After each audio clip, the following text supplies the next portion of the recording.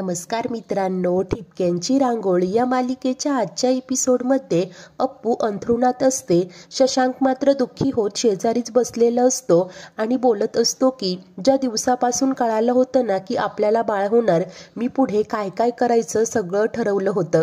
त्या नर्सने येऊन जेव्हा सांगितलं ना की आपल्याला मुलगी झालीये, माझ्यासाठी तर आकाश ठेंगणं झालं होतं. अगदी उड्या मारत मी ती औषधं आणि सगळं आणायला गेलो होतो. परत आल्यानंतर खरं काय ते कळालं आणि माझ्या पायाखालची जमीनच सरकली. मी समजूच शकतो, मला जर का इतका त्रास होत असेल तर तुझी काय अवस्था झाली असेल. तो असं बोलत असतो. मागे वळून पाहतो तर तेव्हा शशांक झोपी गेलेली असते. प्रेमानेच तिच्या डोक्यावरनं हात फिरवतो. त्याला अप्पूची खूपच काळजी वाटत असते.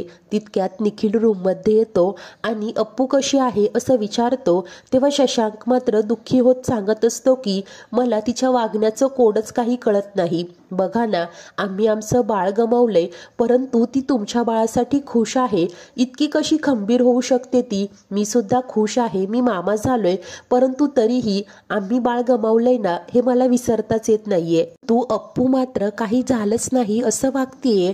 इतकी कशी स्ट्रॉंगली वागू शकते ती, असं शशांक निखिलला सांगत असतो. निखिलला मनातून खूपच वाईट वाटतं. तो मनाशी विचार करतो की खरं काय आहे ते याला सांगून टाकू का?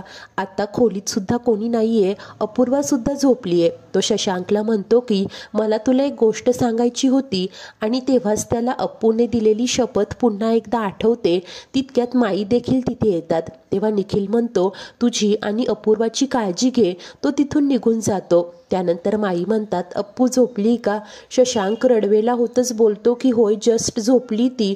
माई आता प्रेमानेच त्याच्या खांद्यावर हात ठेवतात. शशांकला मात्र राहवत नाही. तो माईंना मिठी मारत ढसढसा रडायला लागतो. तेव्हा माई म्हणतात रडून घे, हवं तेवढं रडून घे. त्यानंतर शशांक आता स्वतःचे डोळे पुसतो. माई म्हणतात देवाच्या काय मनात होतं कुणास ठाऊक, आजचा हा दिवस आपल्याला पाहावा लागला. शशांक म्हणतो देवाने आम्हाला एवढं मोठं दुःख दिलंय, परंतु मी कुठे चुकलो ना तेच मला कळत नाहीये. तेव्हा माई त्याला समजावत सांगतात अरे, कुठलीच गोष्ट माणसाला कधीच पूर्ण मिळत नाही. सुखाला कधी ना कधी कुठेतरी दुःखाचं गालबोट हे लागतंच. आपल्या वरूनचा जन्म झाला, घरातला पहिला नातू, परंतु तो जेव्हा घरी आला तेव्हा मानसी कोमात आहे ही दुःखाची बातमी घेऊन आला. आता आपल्या सुमीला बाळ झालंय, त्याचा आनंद मानावा की तुमच्या समोर इतकं मोठं दुःख, असं म्हणत खूप रडू लागतात आणि पुन्हा स्वतःला सावरत शशांकला धीर देत म्हणतात की हे बघ शशांक, दुःखाची दरी ओलांडल्यानंतर पुढे सुखाचा डोंगर असतो, हे विसरू नकोस. शशांक मात्र हतबल होत म्हणतो की माई आता माझा कशावरच विश्वास राहिलेला नाहीये. तेव्हा माई म्हणतात अरे, असं म्हणून कसं चालेल? कदाचित देवाने तुमच्यासाठी दुसरं काहीतरी नियोजित केलं असेल. शशांक अरे अप्पूकडे बघ, तिचं दुःख तर खूप मोठं आहे. तिच्यासाठी तरी तुला सावरावंच लागेल. जेवढ्या लवकर या दुःखातून बाहेर याल ना, तेवढीच भविष्यातील सुख तुम्हाला खुणावतील. हे बघ, बाळाचा विचार तर तुम्ही पुढेही करू शकता.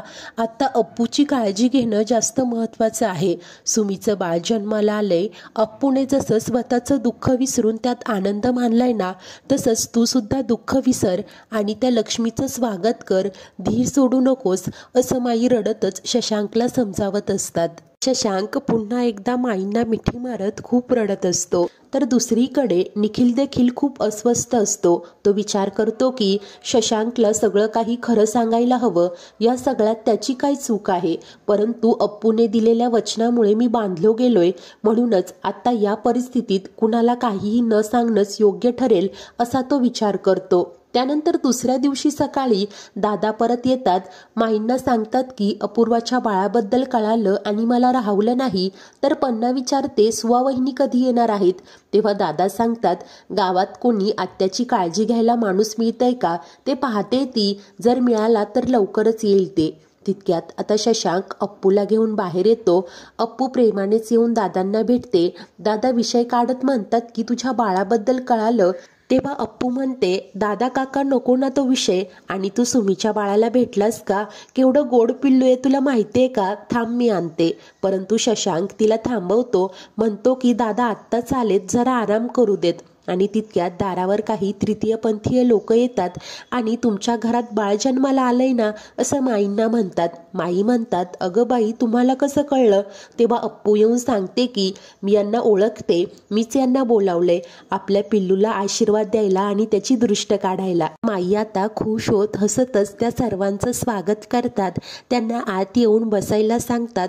तर अप्पू आता घाईनेच आत जाते. निखिल देखील सुमीला घेऊन बाहेर येतो. अप्पूने बाळाला आणलेलं असतं. ती आता खुश होत बाळाला त्या बायकांकडे देत म्हणते की ही आमची चिमुकली, हिला न भरभरून आशीर्वाद द्या. तेव्हा त्या सर्वजणी कौतुकानेच बाळाला आशीर्वाद देत असतात, बोटं मोडून दृष्ट काढत असतात. हे सर्व पाहून अप्पू तर खूपच खुश होत असते. तर त्या जेव्हा अप्पूकडे बाळ द्यायला जातात, अप्पू मात्र सुमीला पुढे करते आणि सांगते की ही बाळाची आई आहे, हिला सुद्धा आशीर्वाद द्या. तेव्हा त्यातील एक बाई म्हणते की परंतु अप्पू तू सुद्धा गरोदर होतीस ना? अप्पू सांगते की होय, माझ्यासोबत सुमी सुद्धा गरोदर होती, हीच या बाळाची आई आहे आणि मी त्याची छोटी आई. तेव्हा त्यातील लक्ष्मी दिदी आता अप्पूची बोटं मोडून दृष्ट काढते आणि काळजी करू नकोस, देव तुझी सुद्धा ओटी लवकरच सुखाने भरेल असा आशीर्वाद देते. तेव्हा अप्पू आता हसत असते. त्यानंतर त्या सर्वच बायका सुमीभोवती फेर धरतात, बाळाभोवती टाळ्या वाजवत डान्स करत नाचत गात असतात.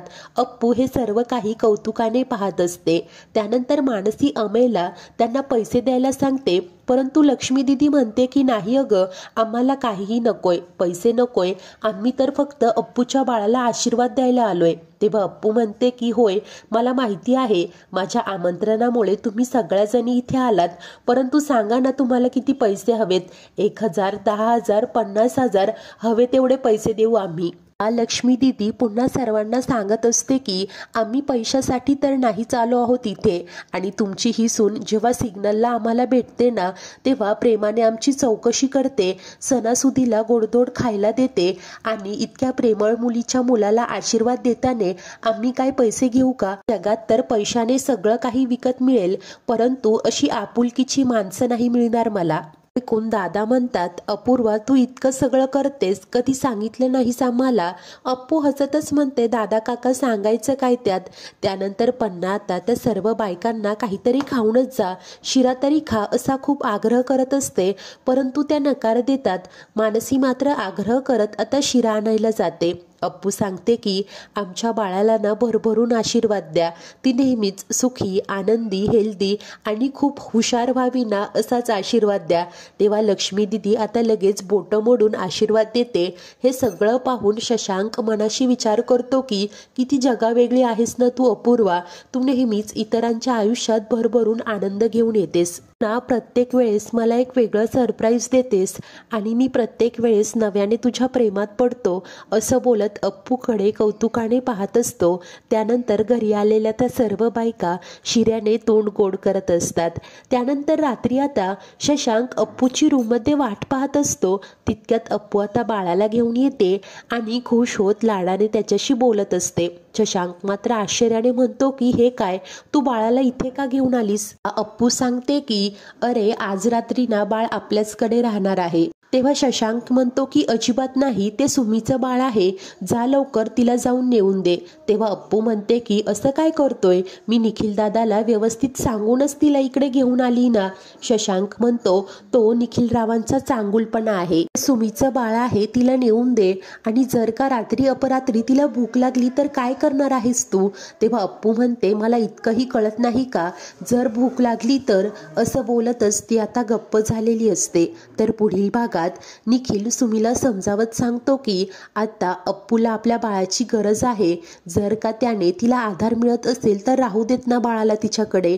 तर दुसरीकडे शशांक मात्र अप्पूवर वैतागत म्हणत असतो की काय वेड लागलंय का, डोक्यावर परिणाम झालाय का, आणि अपूर्वा तू तुझ्या मनातलं दुःख असं दाबून धरलंय, फक्त वर वर हसते, कळतंय सगळ्यांना, असं तो चिडचिड करत बोलत असतो.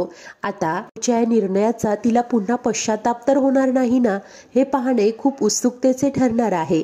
अशाच नवीन भागांच्या अपडेटसाठी आपल्या चॅनलला नक्की सबस्क्राईब करा. धन्यवाद.